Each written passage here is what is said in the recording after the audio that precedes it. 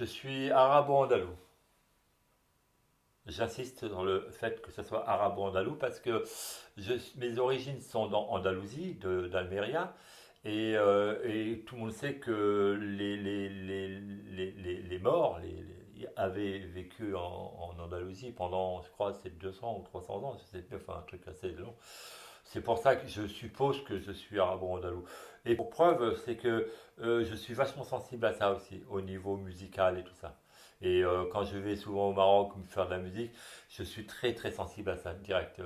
Sans chercher, ça va, ça vient direct. Et quand quelque chose me touche, il y a toujours des notes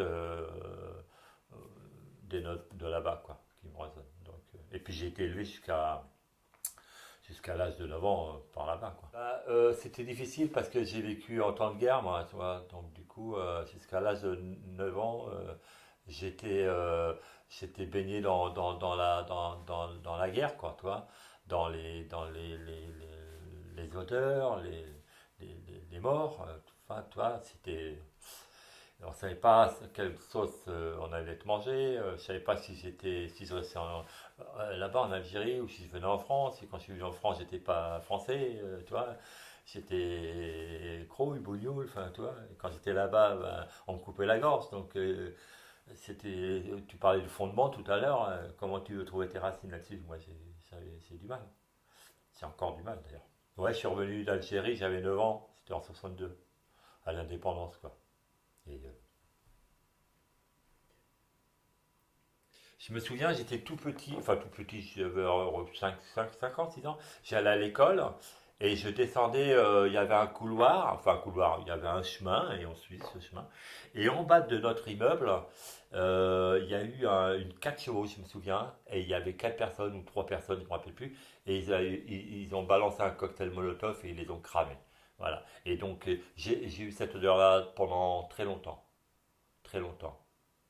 Du coup, j'ai plus d'odorat comme par hasard. Mettons que j'en parle, toi. Voilà. Ça, c'est douloureux. Je faisais. Ouais, c'est ça, ouais, ouais, ouais. Et puis, le fait, quand j'étais gamin, ouais, j'avais peur de quitter quelque chose, toi. J'avais peur d'être trop bien dans un endroit, de peur de le quitter, de le perdre, voilà. Donc ça me faisait peur. J'avais peur de m'attacher à des choses, à des gens, à des lieux, ouais, j'avais peur de ça. Je dis souvent, hein, le problème que je pensais avoir, que je pense avoir encore aujourd'hui, c'était qu'à l'époque, on n'avait pas l'information comme on a aujourd'hui. C'est-à-dire que tu as des enfants qui viennent te voir et qui te disent, papa, maman, je comprends pas, si je comprends pas ça, tu vas leur donner une explication aujourd'hui, qui ne sera pas forcément la même dans ton temps. Mais à l'époque, mes parents, tu leur posais pas cette question-là parce qu'eux-mêmes, ils comprenaient pas. Ils savaient pas pourquoi ils étaient là. Par exemple, moi, je me rappelle, mon père, quand il parlait tout au début, quand il était en France, il disait quand on était en Algérie, mais c'était n'importe quoi, hein. Il y avait un désaccord, puis pam, bam, il se mettait sur la gueule avec un mec, et puis après, bon, ils allaient boire un coup, tout ça. Ici, tu mets une claque dans la gueule à un mec, enfin, au début, et le mec, il va porter plainte. Et puis tu finis à payer, je sais pas combien, parce que tu lui as mis une claque dans la gueule. Tu vois ce que je veux dire? C'est des rapports. Bon, c'est basique ce que j'ai en train de dire. Mais ça, plus ça, fait que c'est pas du tout les mêmes règles. Donc il a fallu s'adapter. Et encore une fois, mes parents ne pouvaient pas me donner l'information que j'aurais pu leur demander. Je n'aurais même pas demandé, ça ne servait à rien de toute façon. Parce qu'eux-mêmes, ils ne m'auraient pas répondu, tu vois. Ils ne savaient pas. Donc je pense que j'ai essayé de m'adapter. C'est douloureux en même temps parce que je pensais que je m'étais adapté mieux que les frangins et en fait, je suis pas sûr. Je suis pas sûr que ça. La preuve, c'est que je me suis jamais senti français. C'est bizarre ce que je vais dire, mais en fait, je sais, je cherche mes fondations. Je les cherche. Je suis en train de les chercher, tu vois. Je me sens bancal quand même, tu vois. Je me suis bancal depuis longtemps d'ailleurs, mais de moins en moins. C'est pour ça que j'y travaille. J'essaye d'y travailler, comme beaucoup de gens, je pense. Moi, en tout cas, actuellement, je me sens moins bancal qu'avant, mais encore bancal. Ma mère, c'était ce qu'on appelle la mère juive, tu vois. C'est-à-dire que ma mère, je vais être encore vulgaire, mais c'est comme ça que je le pensais, et je le pense toujours, mais avec, avec tendresse. Ma mère, elle me mettait la main au couille avant de me dire bonjour, tu vois. Et si j'étais avec une nana, c'était encore pire. C'était ses couilles, c'était pas mes couilles, c'était ses couilles, tu vois. Voilà. Et elle disait tendrement à qui voulait l'entendre, mais je l'ai porté pendant 9 mois, c'est pas toi qui va, toi. Genre, c'est pas elle qui va voler mon enfant, quoi. Bon, j'exagère un peu, mais bon, c'est la psychologie à 100 balles. Mais voilà, mais elle nous aimait. Moi, j'ai comment on appelle ça, une phrase qui me revient souvent, c'est un chant espagnol. Enfin, c'est un chant, un chant. euh, c'est pas espagnol, c'est Zigan, et- qui disait en espagnol. Je te le dis en espagnol parce que ça vient comme ça. C'est Te quiero con mi alma y sabe que el alma nunca se muere. Tu comprends ce que je te dis? Je t'aime avec mon âme et tu sais que l'âme jamais elle meurt. Et c'était un peu ça, quoi, tu vois. Tu sentais, mon père aussi, mais masculin, c'était un mec, quoi, tu vois. Que la mère, voilà, c'était, voilà, ah mon fils, elle te prenait, elle t'embrassait, elle te mettait la main au cou, et puis voilà, voilà, et puis, moment, et ben, non, voilà, et alors quoi, qu'elle disait, genre, quoi, qu'est-ce qu'il y a, hein? Qu'est-ce que j'ai fait de mal, tu vois? Voilà, c'était ça, elle t'aimait comme ça, quoi. Voilà. C'était ma mère. Qu'est-ce que tu as appris de tes parents? Ce que j'ai appris, alors déjà, j'ai fait la paix avec eux. Ça, c'est hyper important. Ils sont décédés, mes parents, aujourd'hui, mais j'ai fait la paix avec eux. Et ça, c'est super intéressant parce que je ne sais pas si c'est le fait d'avoir travaillé un peu là-dessus ou quoi, mais ça m'a permis de comprendre qu'ils ont fait ce qu'ils ont pu, hein, comme moi je suis en train de faire avec mes gamins et comme ils feront avec les leurs. Toi, toi, tu as un CAP de boulanger, tu as un CAP de ça, mais tu n'as pas le CAP de papa. Il y a pas, ça n'existe pas, toi. Donc il t'apprend sur le tas, comme on dit. Donc voilà, c'est ce que j'ai dit à mes enfants. Moi, ce que j'ai appris par mes parents, excuse-moi, parce que je suis en train de dévier là, mais moi, par rapport à ce que j'ai appris par mes parents, c'est que mes parents m'ont inculqué ce qu'ils pensaient être bon pour moi à cette époque-là. Et je suis en train d'essayer de reproduire la même chose avec mes enfants aujourd'hui. Mais parce que c'est mes parents qui m'ont inculqué ça, je pense. Voilà. Et je leur en veux pas, au contraire, je trouve, même si ils ont fait, aujourd'hui, avec le recul, on pourrait dire ils ont fait des conneries, mais qui n'en a pas fait dans la vie? Moi, j'en ai fait plein avec mes enfants. Dernièrement, d'ailleurs, je leur ai posé la question, ils m'ont dit, mais non, super. Mais bon, ils diront probablement différemment. Et toi, quel enfant tu étais? J'étais, bon, déjà, je suis un enfant du milieu, hein, donc il y a plus jeune et plus vieux. J'étais, je pense, un enfant à peu près normal. Je sais pas comment on peut dire, si c'est normal ou pas. Disons, ni bruyant, ni. Ouais, je pense que j'étais un gamin à peu près normal.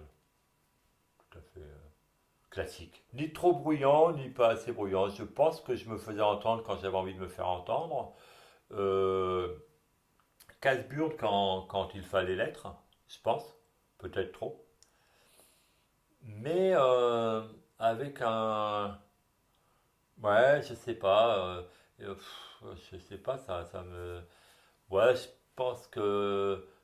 pense qu'à cette époque, bon, je découvrais, je m'amusais, je. Je sais pas, moi, j'obéissais pas, surtout pas. Tu vois? Ouais. Non, je pense que je faisais surtout comme, comme mes frangins, comme mes voisins, mais surtout pas comme mes parents, quoi. Quel rapport tu entretenais avec ta fratrie? Alors, j'avais un rapport. On avait un rapport. Euh, j'ai dit, mon frère est tombé handicapé à 11 ans, donc au retour d'Algérie, hein. On était en France déjà. Et c'était le grand frère qui nous protégeait, le machin. Tout ça. Donc il y avait ce respect. D'ailleurs, il existe toujours. Le grand, le moyen, moi, et puis le plus jeune. Voilà. Il y avait cette fratrie qui était là. Après, il y a eu d'autres choses qui se sont mêlées. Mais on respectait, enfin en tout cas en ce qui me concerne, j'essayais de respecter à mon niveau ce, ce, cette place qui m'avait été donnée. Voilà. Sans vouloir en mettre de trop, mais sans trop me laisser aller non plus, tu vois. Jusqu'à l'âge Après, il y a eu ce retour, les rapatriés, tout ça, quand même, ça a foutu le merdier quand même, ça a foutu le bordel. Mais sinon, jusqu'à là, ouais, il y avait ce respect voilà, d'âge, de place, quoi. Et qu'est-ce qui s'est passé à partir de 11 ans pour ton frère? Eh ben, nous sommes arrivés en 62. On a vécu pendant à peu près 6 mois dans une école désaffectée avec des autres familles rapatriées. Il y a eu des tours qui ont été faites, hein, des immeubles tout neufs, hein, et on nous a casé là-dedans. Mon frangin en allait à l'école et mon frangin commençait à tomber à l'école. Il tombait, voilà, il tombait. Bon, alors évidemment on n'avait pas d'argent, tu sais comme le célèbre truc, on est venu avec une main devant, une main derrière, c'était ça, hein, avec la petite valise en carton, enfin bref. Et mon frangin donc il tombait et ma mère elle l'amène chez le docteur. Et ben oui, il tombe, c'est pas normal. Et, euh, et il lui diagnostique un mal de pote, ça s'appelle, mal de pote. Ouais, alors c'est une excroissance qui comprime la moelle épinière et qui fait que bah, ça peut te rendre paralysé. Ça, c'est ce qu'il aurait dit. Il y avait deux chirurgiens qui faisaient cette opération. Il y avait un à Bordeaux et un autre à Paris à l'hôpital Necker, aux enfants malades à Necker. Mon père, entre-temps, est parti à Paris parce que là-bas, on lui disait, bon écoute, on vous donne une plaque jaune, un taxi, plaque jaune, c'était une plaque jaune à l'époque. On vous la donne, vous achetez la bagnole. Donc il achetait la bagnole, il avait du boulot, il avait du travail. Donc du coup, ouais, ma mère a choisi d'emmener mon frère à l'hôpital Necker. Et il a été opéré. Et il n'a jamais marché. Voilà. Visiblement, ça ne s'est pas passé comme prévu. Donc il est handicapé, il est paralysé des membres inférieurs. Mais ça n'empêche pas, ça l'a pas empêché d'être champion du monde d'haltérophilie quand même. Triple champion du monde, haltérophilie, recordman du monde. Il a été deuxième aux Jeux Olympiques à Toronto. Ouais, c'est une bête quand même, c'est une bestiace, le frangin. Et il a une grande salle de musculation et il entraîne des pilotes de course, des boxeurs. Non, c'est chapeau. Et puis mon frère, quand il est tombé, enfin quand il était paralysé, donc du coup pendant quelques années il était à l'hôpital, machin tout. Donc j'étais devenu le grand de la famille, plus ou moins. Moi je voulais pas cette place-là, elle m'effrayait quoi. Mais voilà, c'était un peu comme la grande sœur qui devient la maman des petites sœurs, quoi, tu vois. Voilà, moi, j'étais devenu un peu ça. Je l'ai découvert il n'y a pas longtemps dans une de mes découvertes. J'ai découvert ça, quoi. J'en voulais pas. Je voulais pas cette place-là. Je suis devenu le grand frère. Celui qui défend, celui qui se met en avant, celui qui touche pas à ses, alors que j'étais pas capable de faire ça. Je voulais pas prendre le premier coup, quoi, toi. Alors que mon grand frère, lui je l'ai vu tout petit, il se mettait devant, il nous protégeait. Il y avait quatre ou cinq petits Algériens à l'école, pour aller à l'école, on descendait, on avait des stacks. Tu sais ce que c'est un stack? C'était ce qu'on appelle un lance-pierre ici, tu vois. Et on les avait ici, là. Et on les reconnaissait parce qu'on coupait les cuirs des sacs, des cartables, pour faire de la pierre. Mais on était fort à ça, on était vraiment très fort. Et donc on était fouillés à l'école parce que les directeurs, tout ça, ils savaient que les pieds noirs, on se défendait avec ça. Les petits arabes se défendaient à la pierre, machin, tout ça, ils étaient très forts aussi, et donc on se battait avec ça. Nous, on faisait notre guerre entre nous, quoi. Les petits petits avec les petits, et les grands avec les grands. Et du coup, j'ai pris la place du grand, quoi. Et j'étais pas prêt pour ça, je pense. Tu vois?